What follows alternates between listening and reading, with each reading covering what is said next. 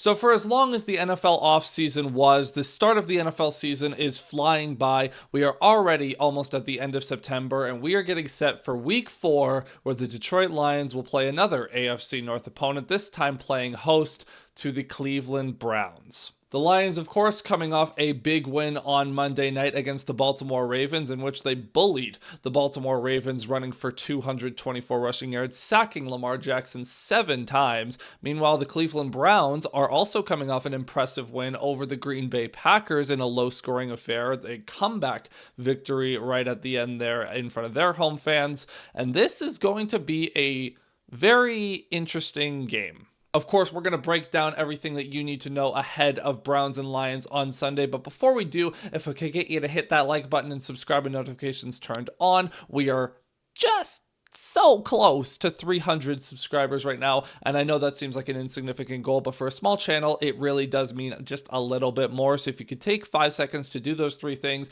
it really help the channel grow. So Browns, Lions. Now, on paper, this seems like a mismatch. You have the Lions, who are expected to be a Super Bowl contender, and the Browns, who are expected to not be.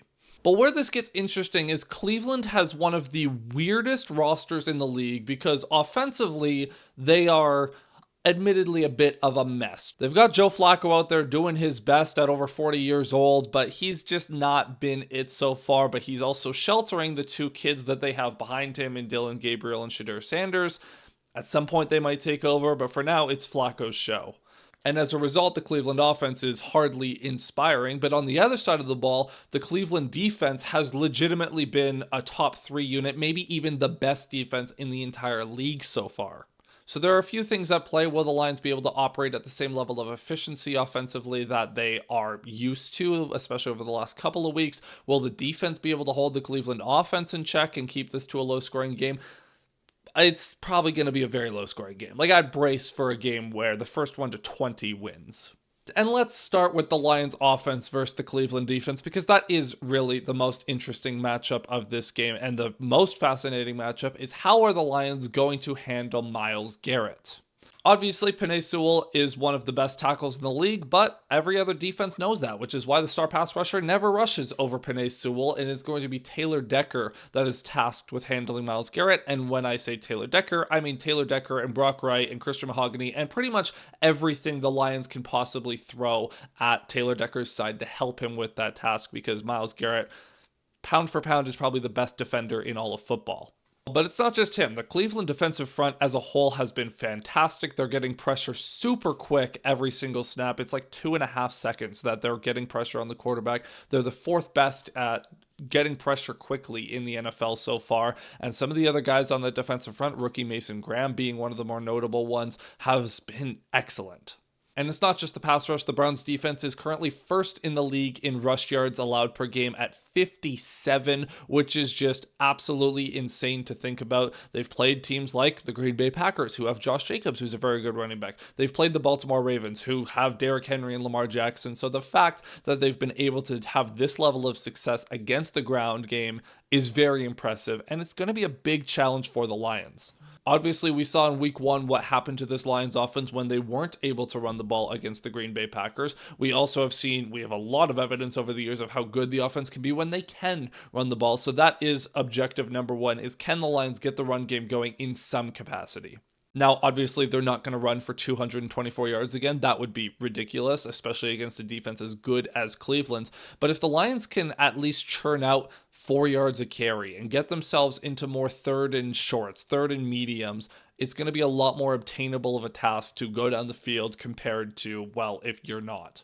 If the Lions end up in any 3rd and longs in this game, it's pretty much going to be wraps, because the Cleveland defense is getting so much pressure with just 4 rushers. They're going to drop everyone else into coverage, and they're probably going to be able to find success because they'll still be able to get pressure so quickly, force Goff off of his spots, and force him to check it down like we saw in week 1. It's just going to be a little bit different because the Browns play more man coverage, whereas the Packers in week 1 obviously played a lot more zone. This is obviously going to be a big game for Amon-Ra St. Brown. If the Browns are playing more man coverage, this has to be where Amon-Ra uses his route running prowess to get open over the middle and help Jared Goff with some of these easy conversions on 3rd downs.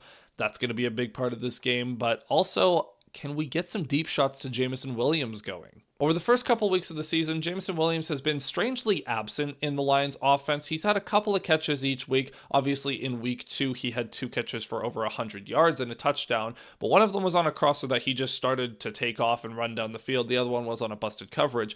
In week 3, he had 2 catches on the opening drive, and that was it.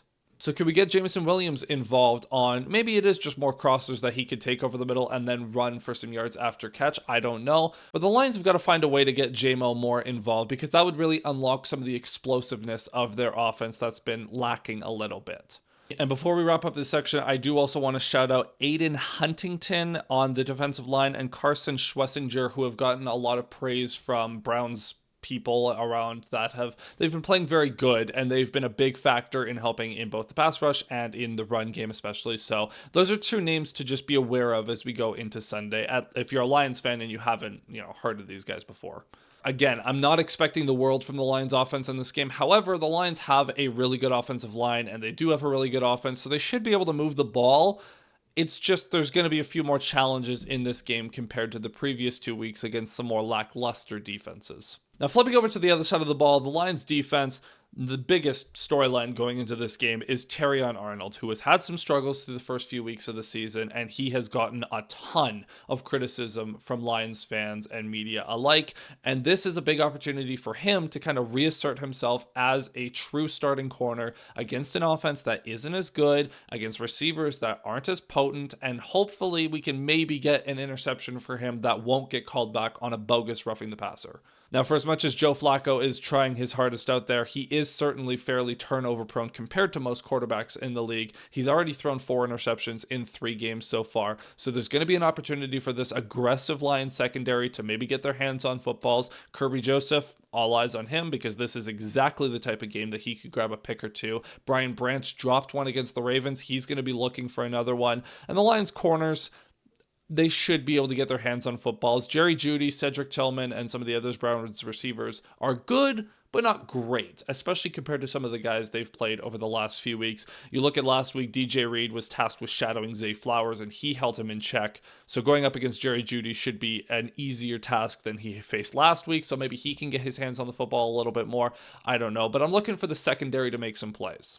I'm also looking for a continuation of the pass rush, except hopefully without needing to blitz as much. The Browns tackles have struggled so far this season, so Aiden Hutchinson, he absolutely turned the game on its head last week with a big forced fumble against Derrick Henry, and then a big sack on Lamar Jackson the very next defensive play. 9 pressures in the game for Hutchinson, so can he continue to ascend back to the defensive player of the year level that he's capable of playing at? This would be a great opportunity for him to do so.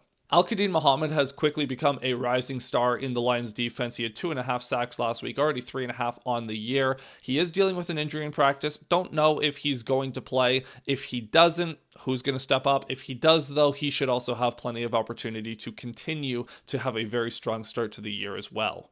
Now, the biggest threat on this Browns offense right now is rookie running back Quinshon Judkins, who missed week 1 due to some off-field shenanigans that you may have seen or heard of. But in the last couple of weeks, he has slowly taken over the bell cow role in this Browns offense, and he's done quite well. Against the Packers, he had 18 rushes for 94 yards and a touchdown, his first career touchdown. So he is definitely the most explosive player on this Browns offense. And I do think that he has an ability to do some damage. However, the Lions do have a very good run defense, so kind of unfortunate for the Browns that their best weapon is matched up against the Lions' strength on defense. However, that's not to say that he won't be effective, because we've seen early in the season that, especially on some of these outside zone concepts, the Lions' defense hasn't been flawless. They did a good job containing Derrick Henry after that first drive, and Lamar Jackson as well. But I do worry about the ability to defend the edge. Aiden Hutchinson has crashed inside a little too much, and we also don't have another defender that sets the edge opposite Hutchinson at this point, because Davenport is hurt and Josh Paschal is still working his way back. So there is an opportunity for Judkins to maybe get some work on some more outside zone concepts and have some success there. Regardless, though, this absolutely has to be a get-right game for some of the members of this defense. And, for a defense that is still flying high despite allowing 30 points, kind of a weird quality of opponent adjustment there, or asterisk there, because the defense did play quite well when you consider how good the Ravens are offensively. This is a game where the defense has to really elevate and shut down an opponent that they are capable of shutting down, generate some turnovers, and really help the offense kind of play some complementary football here. And what I mean by that is if the offense is going to have a tougher day trying to move the ball downfield, if you can get a turnover and give the offense chances to have shorter fields to work with, it's going to go a longer way than it normally would against other teams. So just be on the lookout for that. You need the defense to not just be good and hold the Browns offense in check, but you also need them to generate a takeaway or two. Then lastly, again, I hate that I keep having to mention this, but the Lions special teams has been awful to start the year. So please, for the love of God, can we have a get-right game for the special teams? Khalif Raymond struggled on punt returns. Jacob Sailors has been fine on kick returns, but the kick coverage and punt coverage hasn't been great. Jake Bates kicked one out of bounds last week. There's just all kinds of things that aren't going well with the special teams, so I would really love if they could get their act together and have a decent day. And aside from that, I think that's all I wanted to talk about today, so that is going to be it for this video. Thank you so much for watching. Be sure to comment down below what you think of this matchup, what your score predictions are, what you're excited for in this game, or what are you worried about what this Cleveland defense could present for the Lions, the challenges they present, or just in general, any concerns that you may have. I would love to hear from you. I am going to be streaming this game on Sunday at 1 o'clock Eastern, so if you are sick of the normal commentary, you can feel free to swing by for a Lions fans commentary. I'm going to be doing some live play-by-play and analysis of my own, as I have for each of the games so far this season, so make sure that you are subscribed and ring the notification bell so you don't miss that stream on Sunday, and of course, I will also have a post-game on Sunday as well, so be on the lookout for that. So thank you so much for watching. Remember to hit that like button if you've made it this far, and I'll see you guys next time. Cheers.